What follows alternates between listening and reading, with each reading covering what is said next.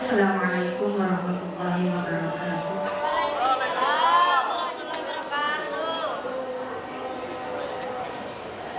Bismillahirrahmanirrahim.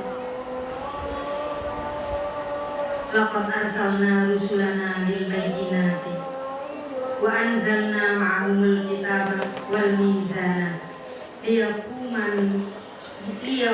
lin-nasi bil qisti wa anzalna al-hadida fihi ba'sun syadidun wa manafi'u lin-nasi wa liya'lamu Allahu man yansuruhu wa rasuluhu bil ghaibi innallaha qawiyyun aziz. Sungguh kami benar-benar telah mengutus rasul-rasul kami dengan bukti-bukti yang nyata, dan kami menurunkan bersama mereka kitab dan neraca keadilan agar manusia dapat berlaku adil, dan kami menurunkan besi yang mempunyai kekuatan hebat dan berbagai manfaat bagi manusia, agar Allah mengetahui siapa yang menolong agamanya dan rasul-rasulnya, walaupun Allah tidak dilihatnya. Sesungguhnya Allah Maha Kuat lagi Maha Perkasa. Quran Surah Al-Hadid ayat ke-25. Seseorang empu harus paham akan kandungan logam seperti baja atau arsenikum. Istilah-istilah yang daki-daki ini tidak pernah kami, seorang empu yang berangkat dari desa, punya pengetahuan yang serupa. Kami lebih populer dengan istilah-istilah jenis besi seperti besi pulosani, besi malela, atau besi rangkijan. Bagi kami, sebutan besi dengan istilah seperti itu lebih populer dan lebih menubuh bagi para empu. Tetapi bagi sebagian orang, istilah-istilah ini terasa deso, terasa tidak ilmiah, terasa tidak berpendidikan, dan seolah-olah ini adalah istilah-istilah yang hanya berkembang bagi orang-orang yang hidup di kampung tanpa tahu pengetahuan modern. Ketika seseorang sudah sampai pada akil balik atau batas usia dewasa, ada sebuah tradisi seseorang harus memesan keris sebagai penanda kedewasaannya. Atau pada saat memasuki masa pernikahan, seorang laki-laki harus juga membuat sebuah keris untuk pernikahannya, kemudian dia akan diwarisi keris oleh keluarganya sebagai bentuk perlambang bahwa dia saat menikah bebannya, tanggung jawabnya tidak hanya untuk dirinya sendiri, tapi tanggung jawab terhadap keluarganya. Setelah menikah, maka akan ada keris dari mertua yang juga diberikan kepada pemimpin keluarga sebagai penanda bahwa dia tidak hanya menjaga dirinya, tidak hanya menjaga harkat dan martabat keluarganya, tetapi juga nama baik dari keluarga istrinya.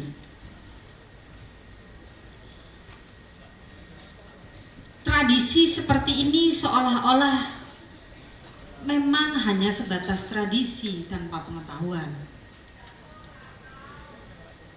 Saat orang diminta untuk membuat keris sebagai penanda kedewasaan misal, tidak ada hubungannya sebenarnya keris dengan kedewasaan itu.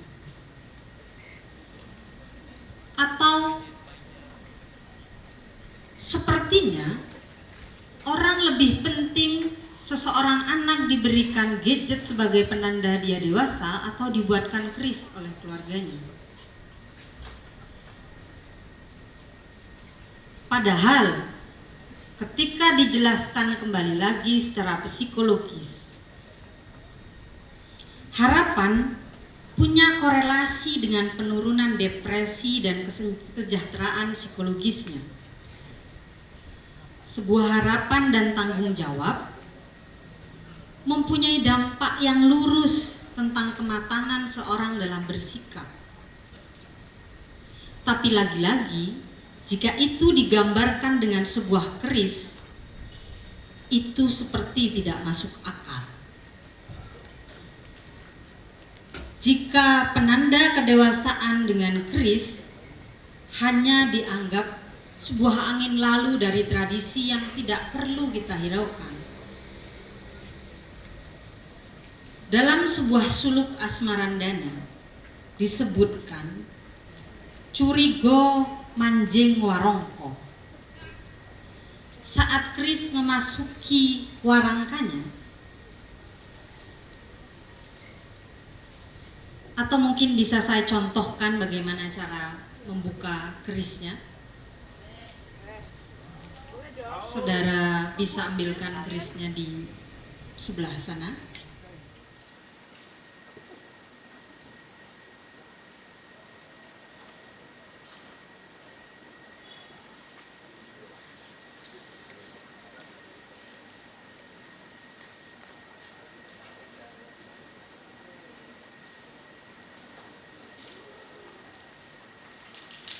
Curigo manjing warongko. Saat keris dimasukkan dalam warangkanya, menggambarkan hubungan manusia dengan Tuhannya, merupakan wujud paham manunggaling kaulo Gusti, sebuah pasemon bahwa jiwa manusia harus kembali dan menyatu dengan asalnya, yaitu Tuhan yang Maha Esa.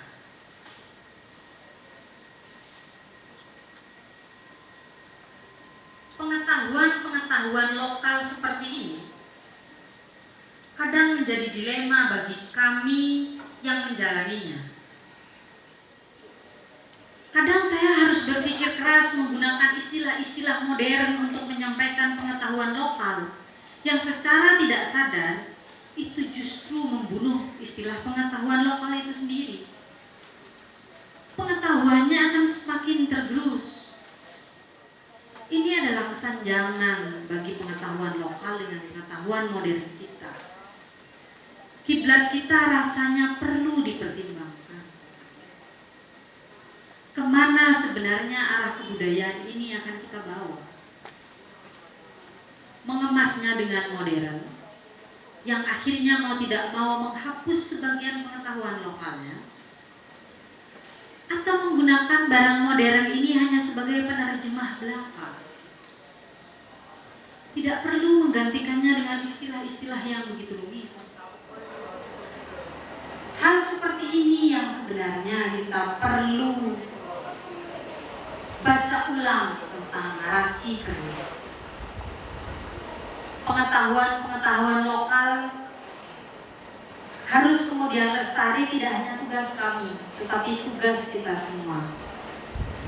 Saat UNESCO sudah menetapkan keris sebagai warisan budaya tak benda milik Indonesia, kewajiban menjaganya bukan hanya milik saya, pembuat keris, bukan hanya milik kolektor keris, bukan hanya milik orang-orang keraton yang seolah punya kebudayaan sendiri.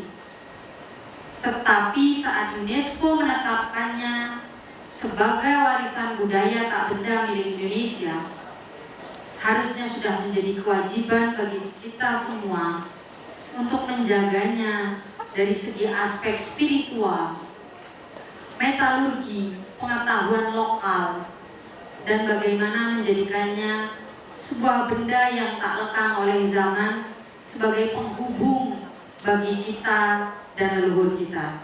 Terima kasih. Semoga kita selalu senantiasa sehat, menjadi bangsa yang utuh dengan tradisinya. Terima kasih. Assalamualaikum warahmatullahi wabarakatuh. Salam.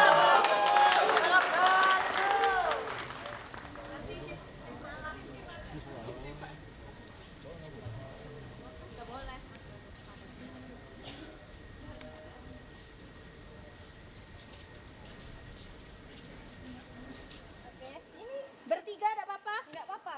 Muat kah? Muat, Pak. Muat, Mbak, kakinya kerja, Pak, gini. Jangan diem, Pak. Panjang bagaimana? Iya, iya. Agak kerja, Pak. Lagi. Enggak ada musik, Kak? Enggak ada, 1. 2, ya. Terus, Mbak. Mbak, pindah-pindah, Mbak. Pindah-pindah, iya, Mbak. Muter, ya.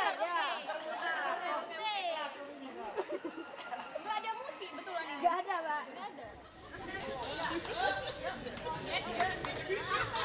Sampai padat.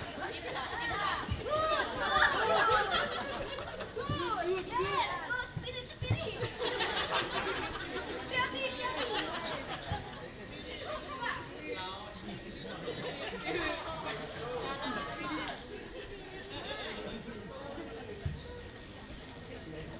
Sampai padat. Tingati.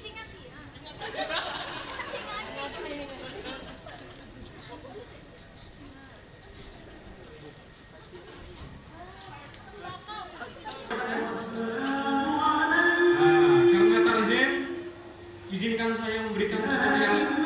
Seperti itu. Jadi yang pertama adalah niat. Nawaitu wudu'a birofa'il asghari fardhonillahi ta'ala. Yang pertama, membasuh wajah 3 kali.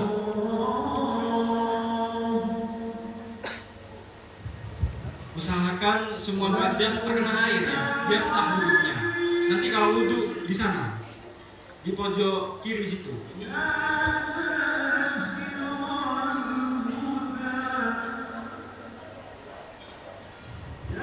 Setelah membasuh wajah, membasuh kedua tangan dari ujung jari sampai ujung sini 3 kali juga.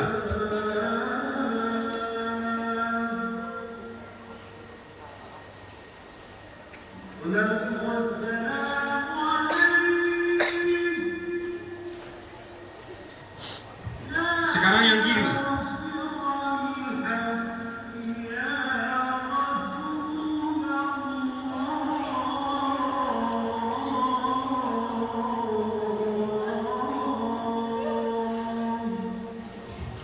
Setelah membasuh tangan, membasuh tempat tumbuhnya rambut.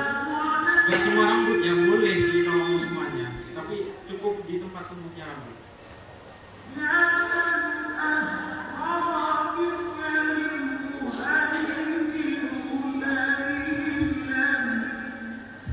Kalau udah, ini opsional. Membasuh telinga 3 kali, kanan kiri.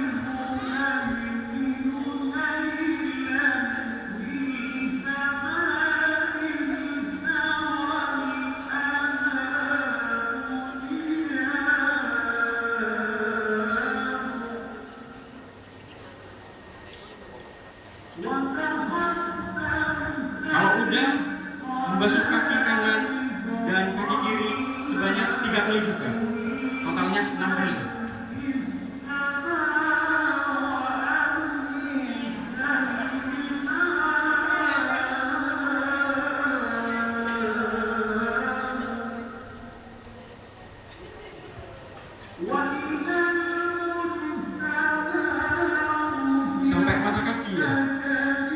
Nah setelah itu doa sesudah wudhu itu opsional juga kalau yang apa. Saya ulangi ya, wajah 3 kali, tangan 3 kali, terus tempat tumbuhnya rambut 3 kali, telinga 3 kali, terus kaki 3 kali.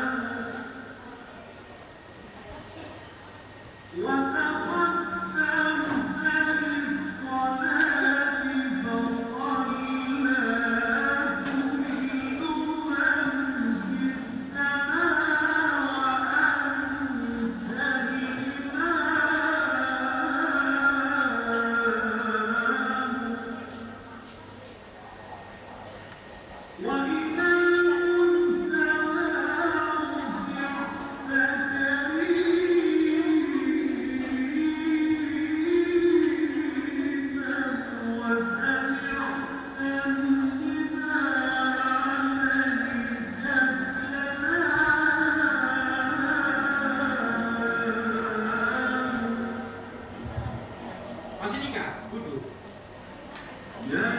Kalau yang nggak ingat, saya ingatkan lagi.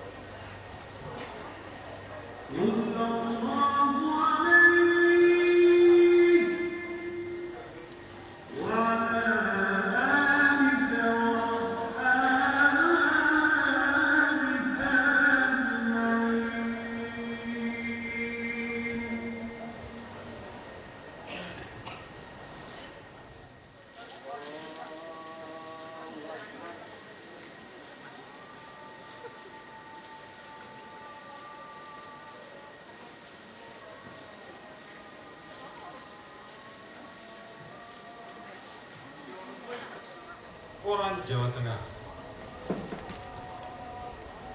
19 September 1931. Darah Madura di Jogja. Pisau belati berdansa buat 15 sen. Darah Madura rupanya tidak mau pandang tempat. Darah Madura tinggal tetap meskipun injak di mana juga. Umumnya di Jawa Wetan. Selalu orang bicara tentang darah Madura, tapi sekarang darah Madura pun bisa diucapkan di Jogja. Tempat tersebut belakangan seorang Madura telah pertunjukkan ia punya kepanasan darah dan juga telah kasih unjuk kepandaiannya buat kasih dasar pisau belati. Berhubung dengan itu, hal koresponden kita bisa tuturkan seperti di bawah. Satu ajang bumi putra nama Prawiro Sumarto telah singgah ke rumahnya, hingga rumah itu berubah jadi 2 ruangan. Ruangan yang satu ia tempatin sendiri, sedang yang lain ada disewakan pada seorang Madura nama Marwan. Ini penyewaannya bukannya kejadian dengan pembayaran tiap bulan, tapi pembayarannya setiap hari ialah 15 sen. Kendati ia sudah bayar, ia tidak mau melihat Marlan tinggal lebih lama di situ. Sedari itu tempo persobatan antara Prawiro dan Marlan jadi tergoncang sangat. Marlan lalu keluar pintu dan mengurut pengakuannya. Ia tidak tahan lagi lebih lama itu omongan. Ia berjalan pergi ke sebelah tangganya yang sudah tua, perlunya buat dingin hati. Ini sobat kebetulan tidur dan Marlan tidak mau bangunin padanya. Tapi ketika ia keluar pintu rumah tetangganya, ia kebetulan dapat lihat satu pisau belati. Dan berhubung dengan ini membuat jiwanya Prawiro tergantung pada seujung rambut. Sonderbannya bicara lagi, Marlan lalu gunakan kepandaiannya cara Madura buat kasih dansa ini barang tajam. Tidak kurang dari 7 tikaman telah dijatuhkan pada dirinya Prawiro. Satu antara ini tikaman telah bikin putusnya urat besar dari lengan kiri. Dan satu bajokan kedua hampir membikin lengannya jadi putus. Dalam keadaan yang payah dan berbahaya bagi jiwanya itu, agen polisi lalu dibawa ke rumah sakit Zending. Kendati ia mengeluarkan banyak darah, tapi untung masih ada harapan akan jiwa Prawiro bisa ketulungan. Marlan di depan polisi seperti kebiasaannya orang-orang Madura lain yang memang bersalah telah mengakui terus terang dosanya pada polisi. Beginilah akhirnya kesasarnya darah Madura di Jogja, tanah porselan. Beginilah akhirnya kesasarnya darah Madura di Jogja, tanah porselan. Marlan di depan polisi seperti kebiasaannya orang-orang Madura lain yang memang telah bersalah mengakui terus terang dosanya pada polisi. Beginilah akhirnya kesasarnya darah Madura di Jogja, tanah porselan. Beginilah akhirnya kesasarnya darah Madura di Jogja, tanah porselan. Sementara itu, saya Ragil Cahya Maulana dan rekan saya Hovifah akan membacakan bagian pendahuluan buku Lebur, Seni Musik dan Pertunjukan dalam Masyarakat Madura, karya Hilin Bovir. Berikut pembacaannya. Bismillahirrahmanirrahim. Pendahuluan. Gugusan Kepulauan Madura dikenal sebagai daerah dengan alam yang miskin dan perekonomian yang minus, ditopang oleh penetrasi Islam yang mendalam. Oleh sebab itu, daerah yang sama cenderung dicap tidak mungkin memiliki kegiatan kesenian yang dapat dibandingkan dengan kegiatan yang terdapat di dua pulau tetangganya, Jawa dan Bali, yang sering diteliti dari segi kesenian.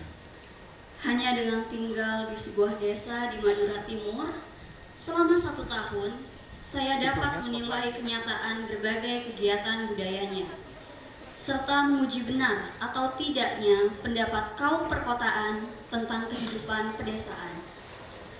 Siang dan malam, dengan mencampurkan impian dan tekanan sosial, dunia musik dan pertunjukan masyarakat Madura menimbulkan aneka ragam perasaan. Seni terwujud di dalam kemampuannya untuk mempesonakan. Seni memberikan ilusi tercapainya dunia maya justru pada saat menguasai unsur-unsur dunia material. Ke depan kita juga harus tambah tanam kelapa sawit, nggak usah takut. Apa itu katanya apa? Membahayakan apa itu deforestation, ya kan? Namanya kelapa sawit ya pohon, ya kan? Betul kan? Kelapa sawit itu pohon, ada daunnya kan? Ya, dia keluarkan, dia menyerap karbon dioksida. Dari mana kok kita dituduh, ya kan? Yang boten-boten aja itu orang-orang itu. Jadi jagalah ya para bupati, gubernur, para pejabat tentara, polisi, jagalah kebun-kebun kelapa sawit kita di mana-mana, itu aset negara. Dan saya kira ke depan kita juga harus tambah tanam kelapa sawit, nggak usah takut, kita kompak, kita bersyukur kepada Tuhan, bersyukur. Negara lain penuh kesulitan, negara lain penuh ketegangan, pertikaian. Saya sampai kalau keliling luar negeri, saya sampai merasa banyak negara terlalu berharap dari Indonesia. Saya sampai ngeri sendiri, terlalu berharap. Misalkan kita ini sudah jadi apa begitu?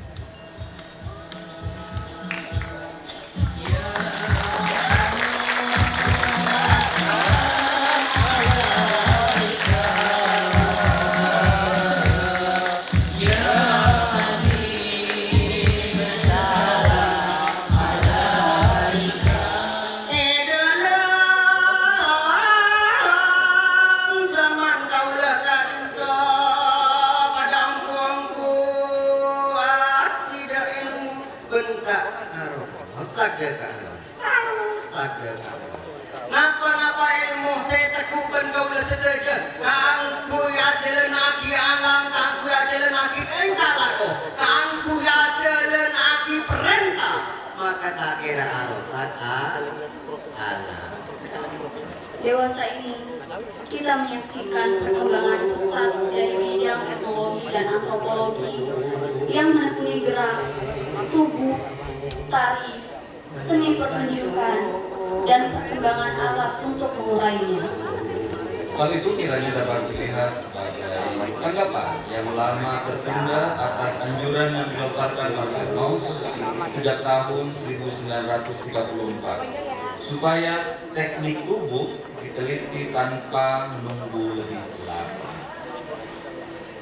Lereng Uruhan telah memperlihatkan pengaruh tubuh pada berbagai kegiatan dan persepsi manusia dan menunjukkan bagaimana berbagai bentuk dan simbol yang dihasilkan manusia terkait dengan unsur fisik manusia. Dia menulis sebagai berikut. Pada bab-bab berikut ini, keindahan, kebajikan, dan keunggulan akan mempunyai nilai yang semakin intelektual sehingga kita akan melupakan bahwa bila kita membaca suatu puisi, badan terbaring dan di tengah kesunyian, setiap bayangan yang ditimbulkan oleh kata-kata menjadi bermakna hanya sejauh terkait dengan semua pengalaman yang telah dilalui dalam situasi konflik yang cukup mirip dengan bayangan kritis di atas sehingga dapat dimengerti secara intelektual.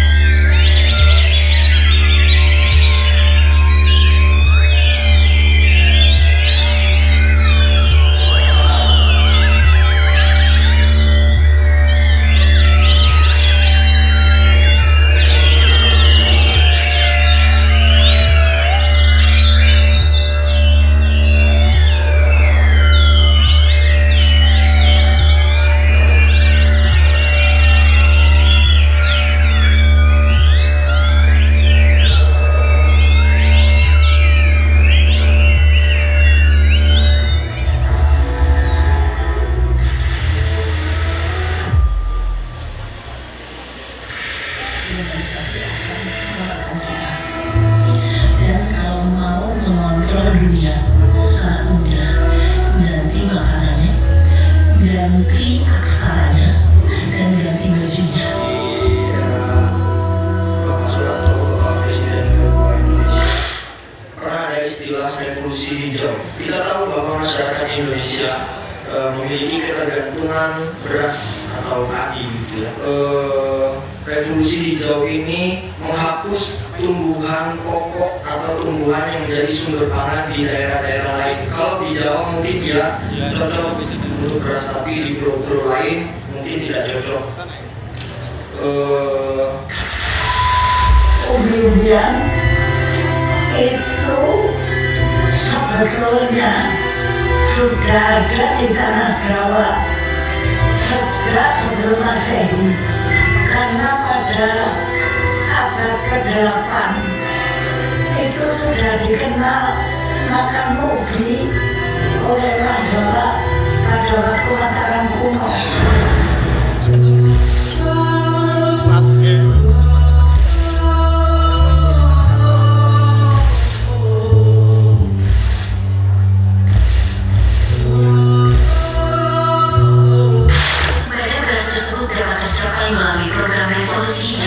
Yang telah membuat petani mengalami ketergantungan kepada produk industri pertanian seperti benih, pestisida, dan pupuk kimia.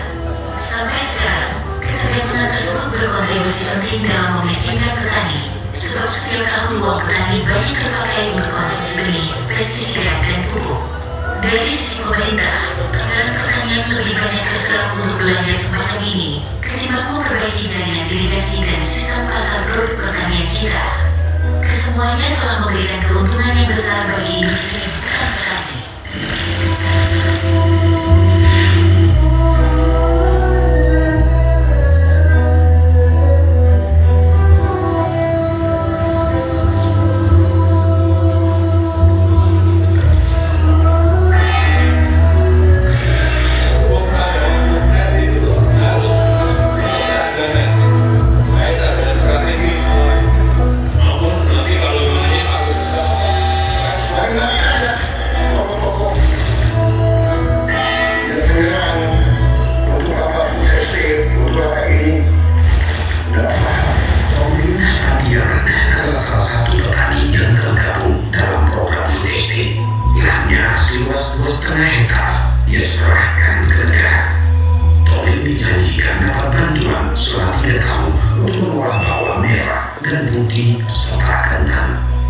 Realisasinya cuma semusim tanam saja.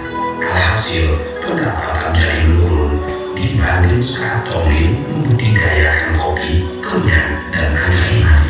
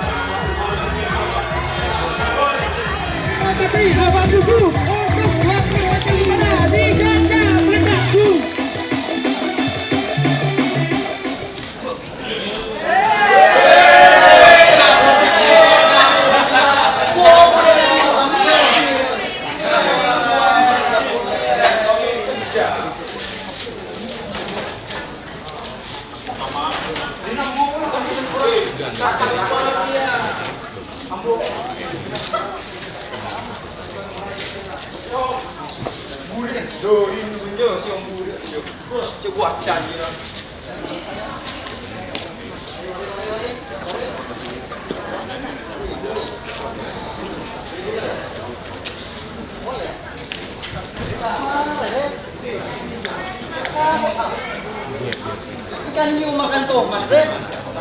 Aku mah. Apa?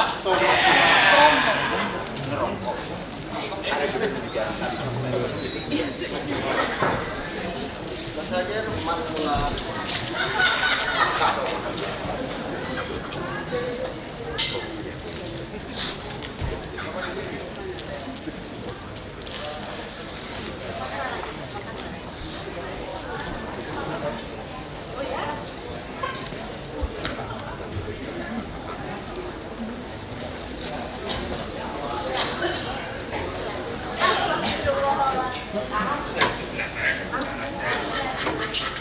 Saya takut juga.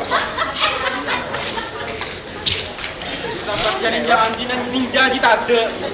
Kita mulai view.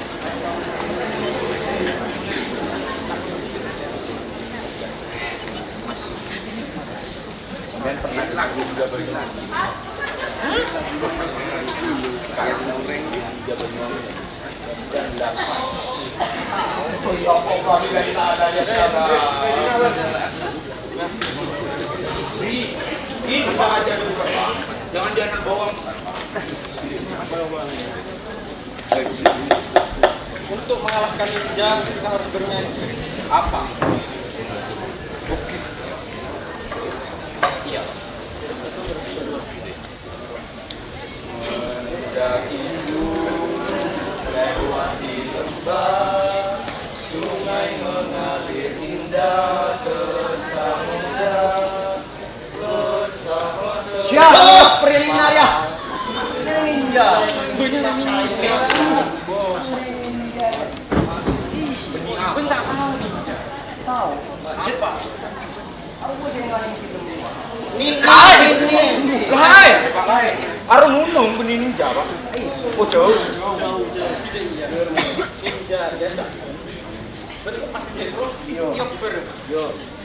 Ya, pati. Sebelum mengadain guys. Ninja jadi kaper, Pak. Dan kamu kok ketapur. Banci ninja.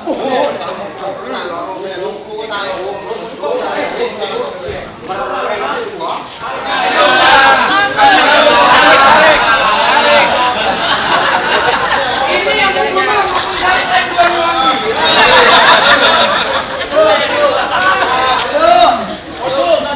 Ini pembunuhan misterius. Oh, saya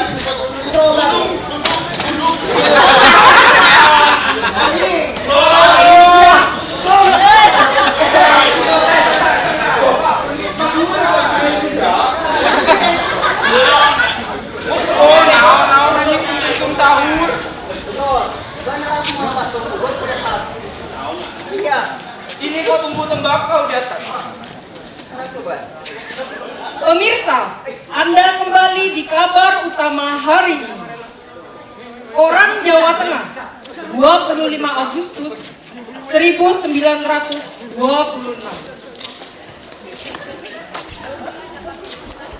Dari Surabaya, pemirsa. Beberapa hari berselang, satu agen polisi Bumi Putra telah pergokin seorang Madura yang lagi mencuri ikan dari gudang KPM, yang mana dimuati ke dalam satu truk auto yang diberhentikan di depan itu tempat. Agen polisi tersebut lantas paranin itu kuli buat bawa tanya ke biro dari seksi anak. Tapi Sebegitu keras ia tekel batang lehernya itu kuli. Sekonyong-konyong ada mendatangi. Beberapa kuli Madura lain buat kasih ajaran pada itu agen Bumi Putra. Beberapa antara itu kuli Madura lalu gunakan tangannya buat memukul. Tapi syukurlah, tidak jauh dari tempat ini kejadian, ada berdiri beberapa agen polisi Eropa dan Bumi Putra yang waktu dapat lihat itu kejadian, lantas menuju ke itu tempat buat loloskan itu agen yang terancam dari tangannya itu kumpulan kuli Madura. Malam-malam di Lembana berubah menjadi tempat latihan. Orang-orang tidak hanya berjaga, mereka menyiapkan pertahanan, bukan benteng, bukan pagar berduri, melainkan ijazah kekebalan. Ayah dari bocah itu yang dulu hanya duduk di lingkaran para penjaga sambil sesekali mengangguk, tiba-tiba jadi orang yang dicari, bukan karena ilmunya, tapi karena orang-orang percaya dia kenal seseorang. Sampeyan bisa mintakan ke Kiai Wafa, tanya Morsuto dengan nada yang dibuat hormat. Biar kami dapat yang Songai Raja itu, tambah yang lain sambil menahan detik. Songai Raja adalah nama yang diucapkan seperti jimat. Katanya, ijazah ini bisa membuat tubuh tahan senjata tajam, bahkan peluru. Tapi juga bisa dicabut sewaktu-waktu oleh pemberi ijazah, seperti pinjaman payung yang hanya berlaku sampai hujan reda. Mereka ingin tubuh yang tak bisa ditembus. Mereka ingin kulit yang menolak tragedi. Dan ayah anak itu mengantar mereka ke Kiai Wafa. Malam itu, belasan lelaki berjalan diam-diam ke utara, diikuti bayang-bayang mereka sendiri yang tampak lebih takut daripada mereka. Sementara itu, ibu si anak diberangkatkan ke selatan, ke rumah nenek di Betapal. Di punggungnya ada tas kecil berisi pakaian dalam, bubuk kayu manis dan doa. Ia berjalan lambat. Usia kehamilannya memasuki bulan ke-8. Kalau anak ini lahir, biar laki atau perempuan, katanya pelan, ku beri nama Ninjati, karena musim ninja, karena dunia sedang tak wajar, karena ketakutan minta diasuh dan dirawat.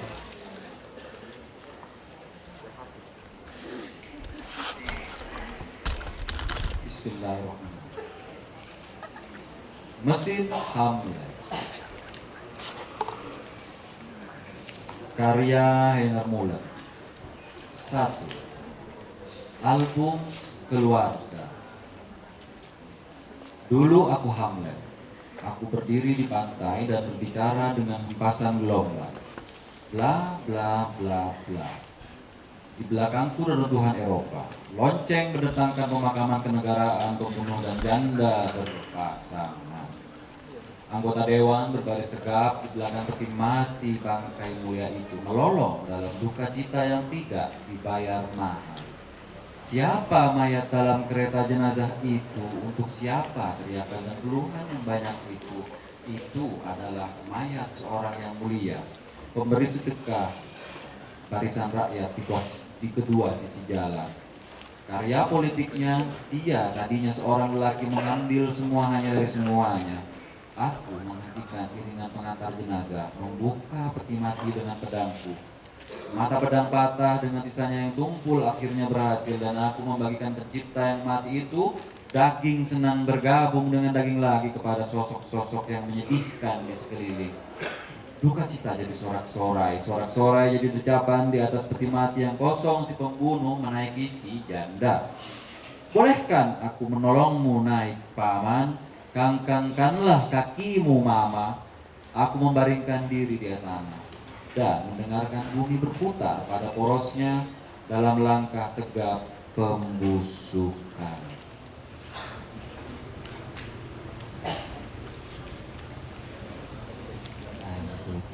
Hamlet, give me a coastal trip. The whole globe for a real sorrow. Richard the Third One, the French killing king. Oh my people, what have I done unto thee? Seperti seonggok bungkut kuseret otak beratku, badut kedua di musim semi komunis. Something is rotten in this age of hope. Let's delve in earth and blow hard at the moon. Ini datang hantu yang telah menjadikan aku kapak masih pada tengkoraknya. Kamu boleh tetap memakai topimu. Aku tahu bahwa kamu punya satu lubang lebih banyak. Pernah kuinginkan andai ibuku punya satu lubang kurang. Ketika kamu di dalam dagingnya, aku pastinya tak akan ada. Perempuan-perempuan harusnya dijahit. Sebuah dunia tanpa ibu. Kita bisa saling bantai dengan tenang dan dengan penuh keyakinan. Jika untuk kita hidup jadi terlalu panjang atau tenggorokan jadi terlalu sempit untuk teriakan-teriakan kita, apa yang kamu mau dariku? Apa upacara kenegaraan tidak cukup untukmu, dasar biang benalu? Apa tak ada darah pada sepatumu? Apa urusanku dengan mayatmu? Bergembiralah bahwa pegangan menonjol keluar. Mungkin saja kamu masuk surga. Apa yang kau tunggu? Ayam jago sudah dipotong, tidak ada lagi pagi hari.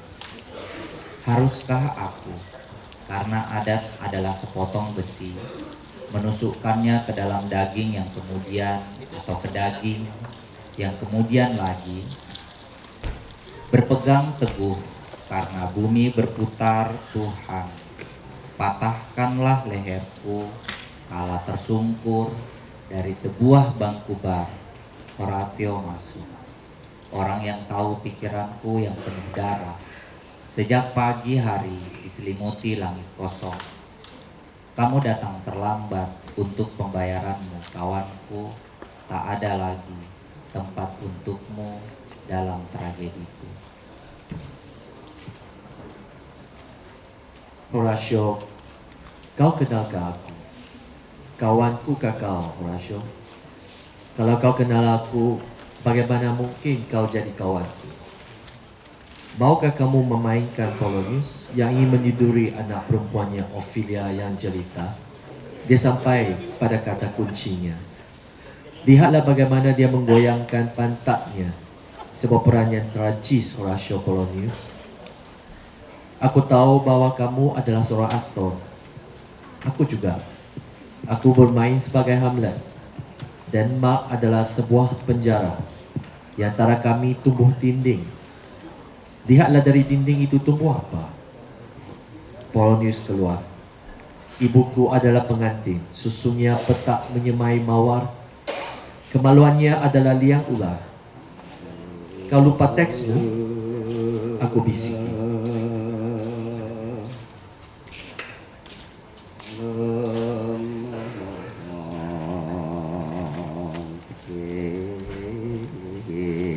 Ibuku adalah pengantin. Susunya petak menyemai mawar. Kemaluannya adalah liang ular. Kau lupa teksmu. Aku bisiki. Basuhlah pembunuhan itu dari wajahmu. Anakku putra mahkota, dan ketip-ketipkanlah matalah untuk Denmark yang baru.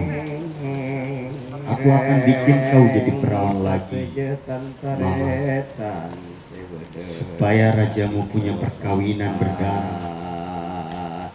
Kemaluan ibu bukanlah jalan satu arah. Sekarang ku ikat tanganmu ke belakang dengan cadar putihmu.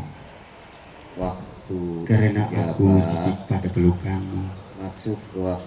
Sekarang kamu mesti berteriak. teman-teman. Sekarang kulumuri pakaian yang pengantin robekku dengan tanah jemaah bapakku.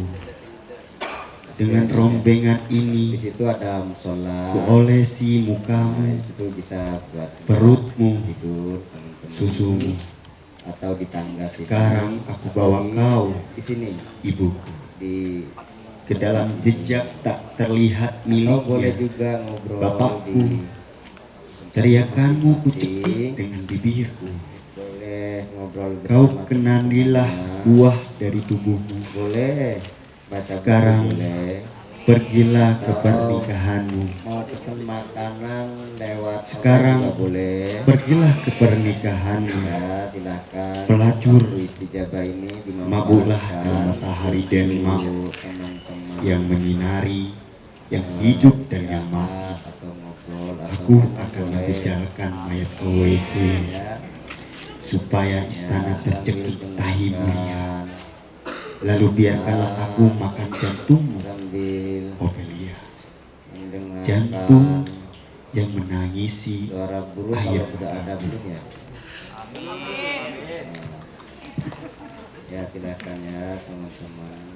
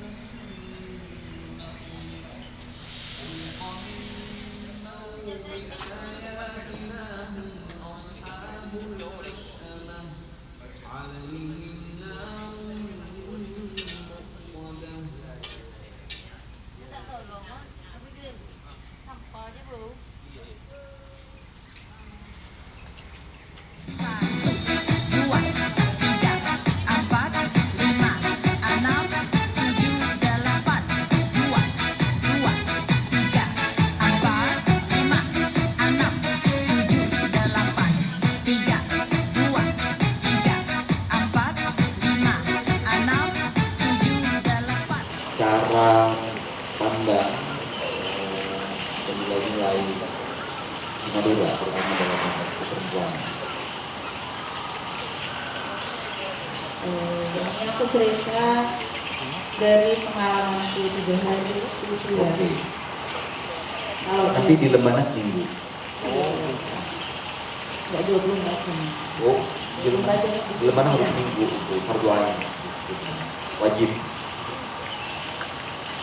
Kalau dari 3 hari kemarin itu mungkin awalnya aku kesana itu tanpa tahu apa-apa sama sekali, hampir sama sekali gitu. Aku cuma tahu kalau Madura tuh di sana orang-orangnya ambil besi gitu. Ambil besi terus karena aku akan jauh ke Sumeneb, itu ada Sumeneb Timur Madura, orang tua aku berpesan, hati-hati loh di sana.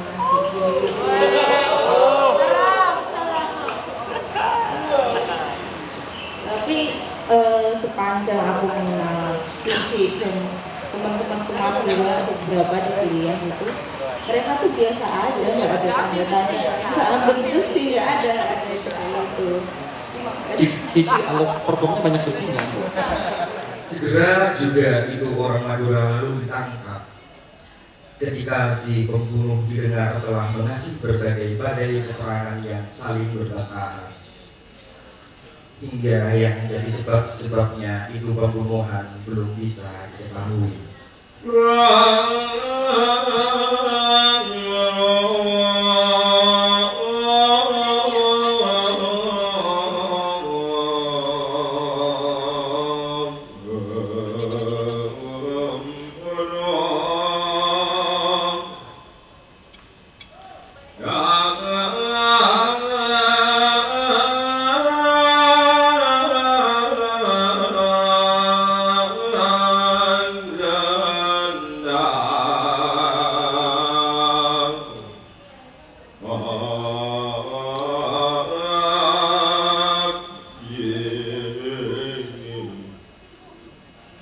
Menurut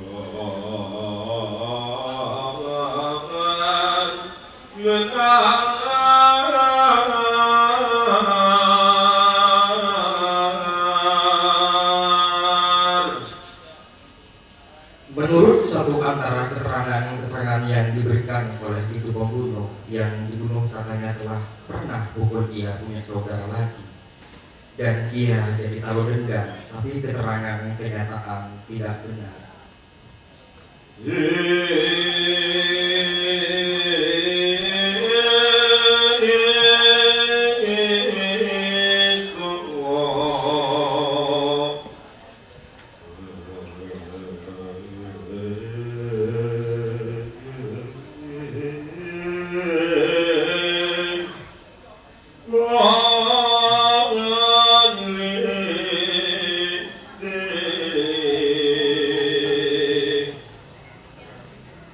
Esok sorenya lanjut, agen yang dibunuh telah dikubur dengan kehormatan polisi. Lalu aku tercekat dengan segala kegemaran masyarakat. Aku dengan segala diam.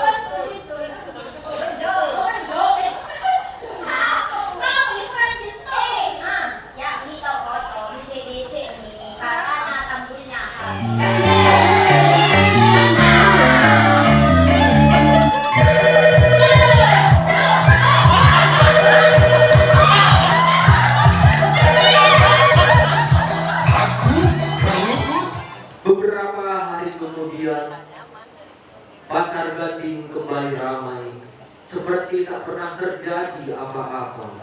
Orang membeli cabai, menawar ikan, dan menggosipkan hal-hal yang lebih mudah dicerna.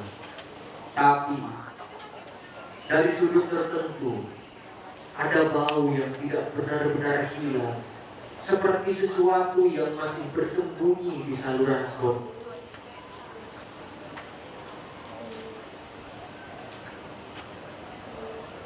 Anak-anak berhenti bermain di halaman masjid. Mereka bilang, suara sorban yang berdesir masih terdengar di malam-malam ganjil. Seperti ada yang ingin kembali, atau mungkin belum pernah pergi. Cerita tadi setia angkok yang di kartun. Loh, anu lawannya dia. Aku udah mencari kan. Lawan ini kan anu, mak bertamu ini dia jodoh. Terus tahu makan sama tuburan dia. Iya. Bentau le. Aku senyaman Bumi dia kakak halus. masa pas tak harus dia kakak anu le. Ambu JJ atau Apakah ada perempuan Madura yang pernah menjadi bagian dari laskar atau kelompok bersenjata pada masa penjajahan? Dalam konflik kekerasan misalnya konflik lahan, pencak silat, apakah ada perempuan yang terlibat secara aktif? Adakah perempuan Madura yang menjadi korban saat masa kekacauan pasca Kamania? Bagaimana perempuan yang membutuhkan atau melindungi keluarganya dari kekerasan politik di era Orde Lama? Jika perempuan Madura membuat jaringan rahasia untuk perlawanan, kira-kira apa bentuknya? Dalam sejumlah dusun di pesisir selatan Sumeneb, terutama di sekitar Muara Kalitalango Marengan dan Petirawa Garam Perenduan, ditemukan sistem pengolahan tambak dan lahan tegal yang secara turun-temurun diwariskan kepada anak perempuan tertua. Informasi ini dihimpun dari percakapan dengan Kokang Pancet dan bekas juru tulis desa Karanganyar. Tampaknya, sebelum pengaruh Islam mendalam dan sistem adat desa dinormalkan oleh kolonial, perempuan tertua memegang wewenang atas tanah-tanah tegalan kering yang biasa digunakan untuk padi gogo dan palawija. Dalam upacara panen dan ritual nyaker atau ritus laut, perempuan tertua dari komunitas pemintal belut laut atau belut laut memiliki posisi sejajar dengan kepala desa laki-laki, bahkan menjadi pemimpin ritual tapa tanah atau menginjak tanah basah pertama pasca hujan pertama. Posisi ini diyakini turun dari praktik lokal animistik pra-Islam.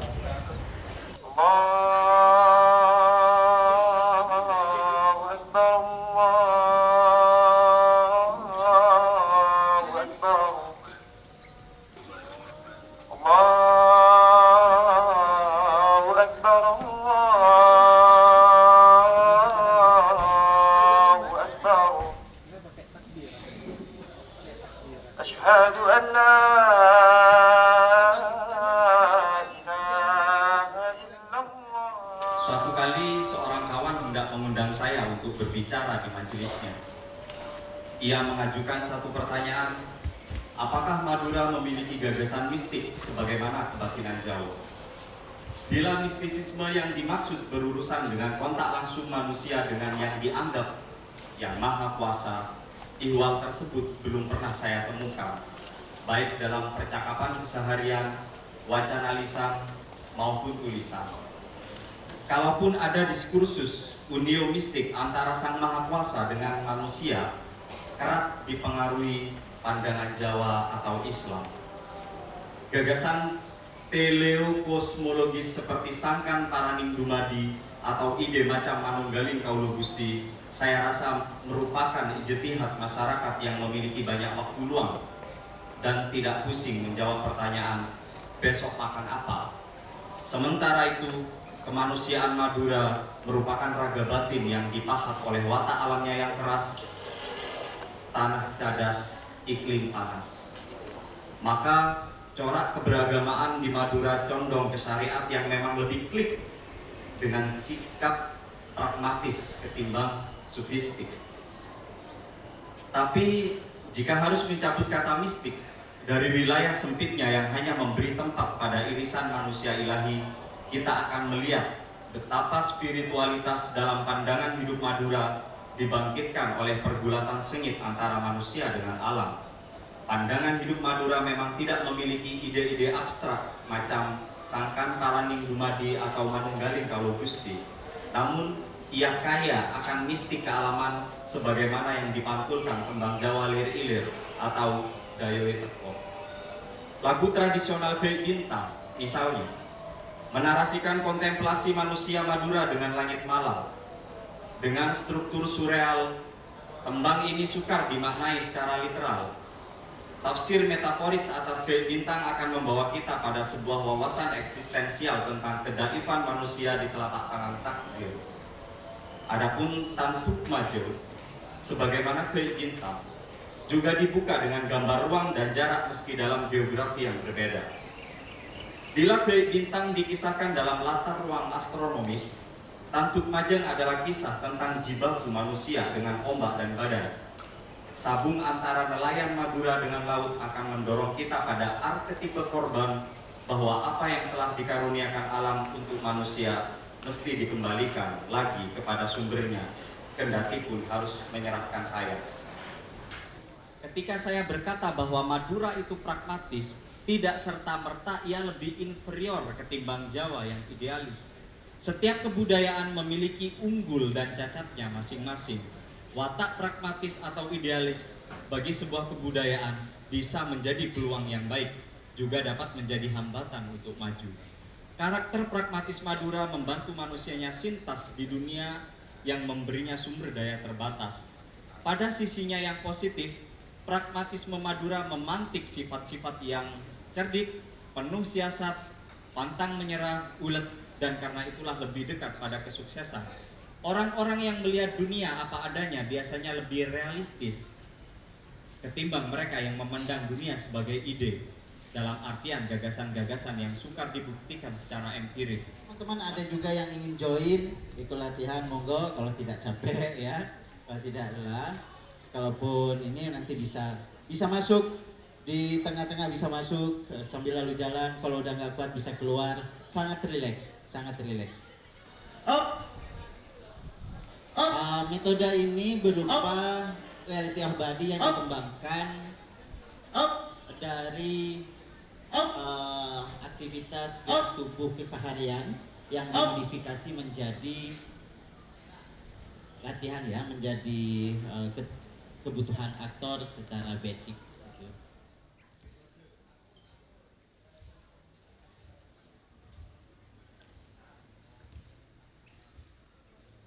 Ini kita ciptakan metode ini dari 2017. Dari 2017 kami melakukan ini, kemudian ada pengembangan, kemudian ada riset juga sampai pada tahap ini, dan aktor-aktor ini sudah generasi ke-11.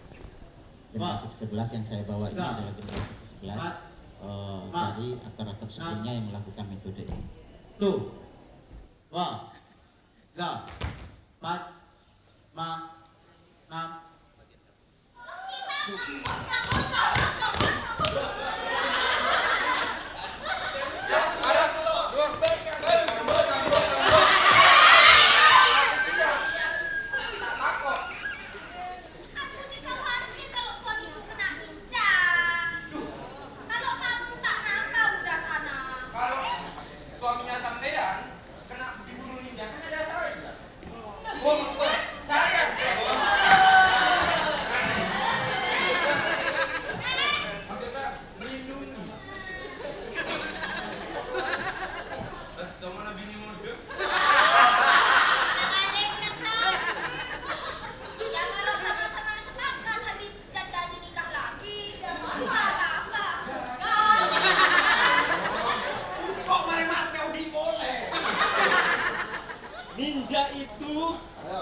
Bisa masuk ke kampung kapan aja. Bisa masuk ke kampung kapan aja. Ada kabar di Pulau Talango itu ada kucing yang menyamar jadi ninja. Hewan bisa menjadi ninja. Berat persoalannya. Terus di Lumajang ada orang gila yang nyamar jadi ninja. Orang gila?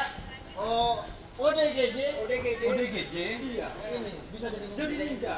Terus lagi. Terus apa boleh ya? Perempuan bisa jadi. Perempuan. Orang yang lagi kita mencari mangga.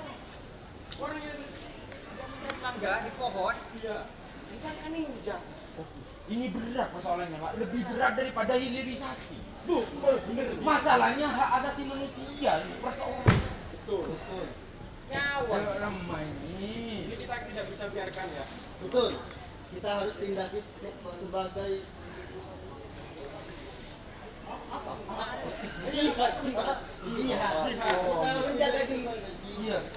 Jihad fisabilillah. Betul. Takbir. Allah. Takbir. Allah, dia minum bir.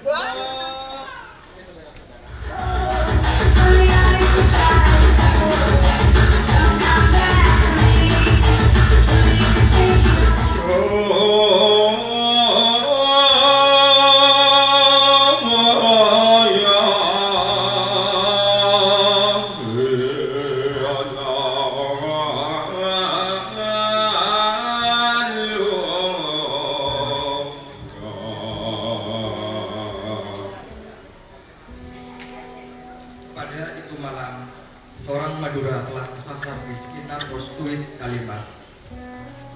Yang menarik perhatiannya pos tuis komandan. Ini samperin itu orang Madura dan minta padanya supaya turun ke pos tuis di mana ia lalu didengar. Selama itu orang Madura didengar, agen Wongso Prawito telah masuk yang lalu menanya pada itu pos tuis komandan. Apa yang sebenarnya itu orang Madura perbuat?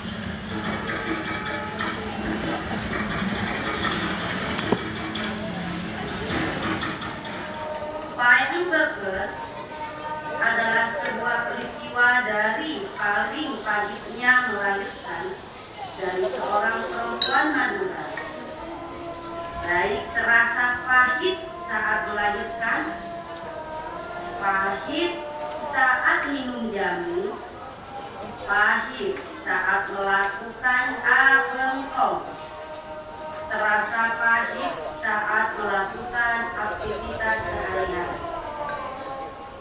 Melahirkan jamu sebagai bentuk pengetahuan yang alami untuk bisa diingat dan dipelajari bersama, bahwa Madura pada dasarnya sudah menyiapkan ramuan atau jamu untuk kesehatan, reproduksi, maupun jamu melahirkan.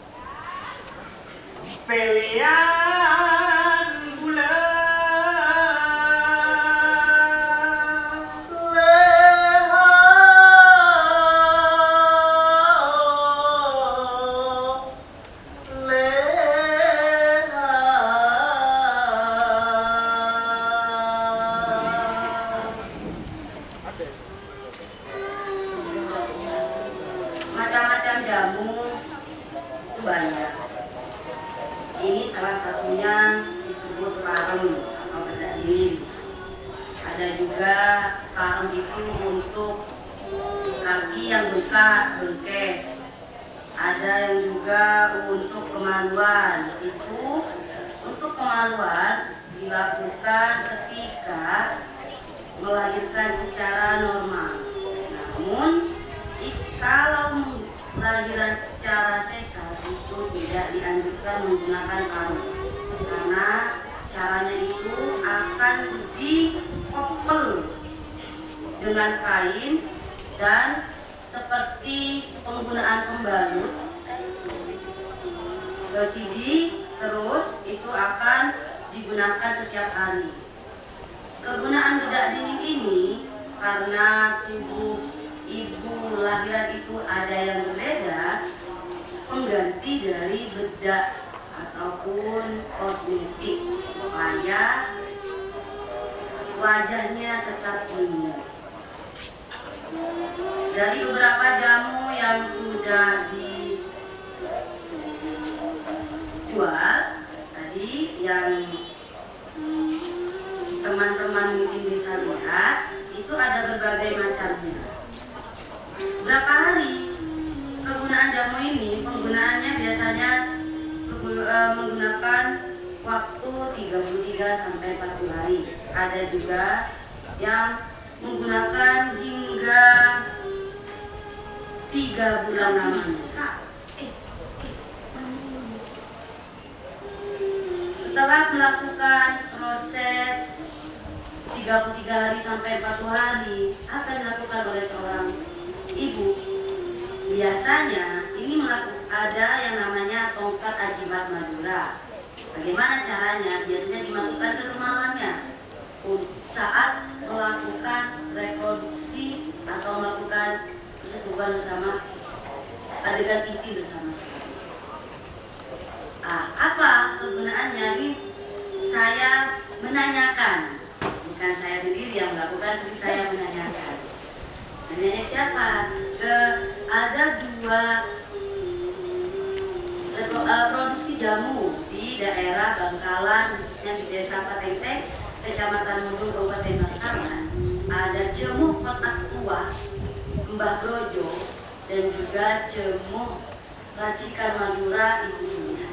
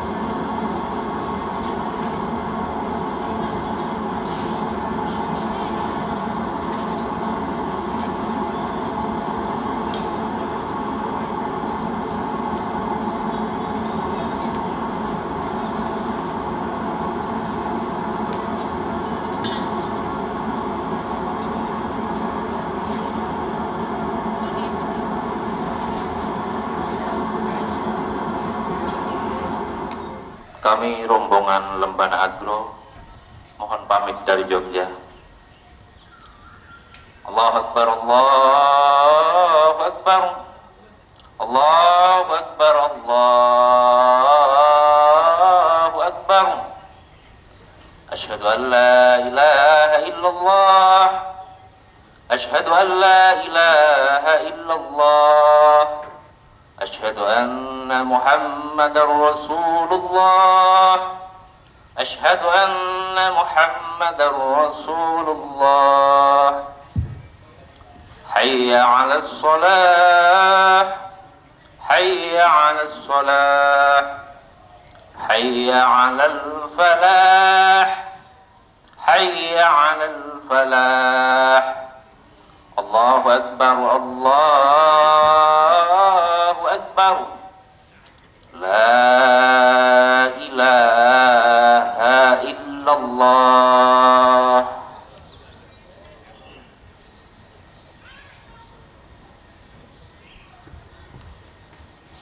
Teman-teman kolaborator, mari sini.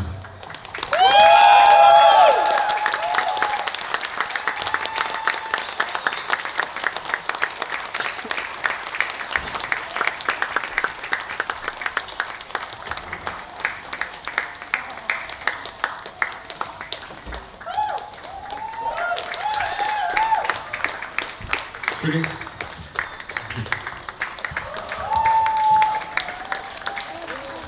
Masuk teman-teman seniman 24 jam Lembana di Jogja.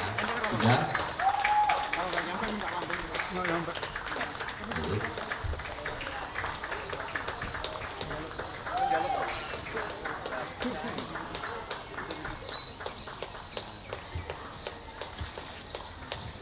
Berdiri.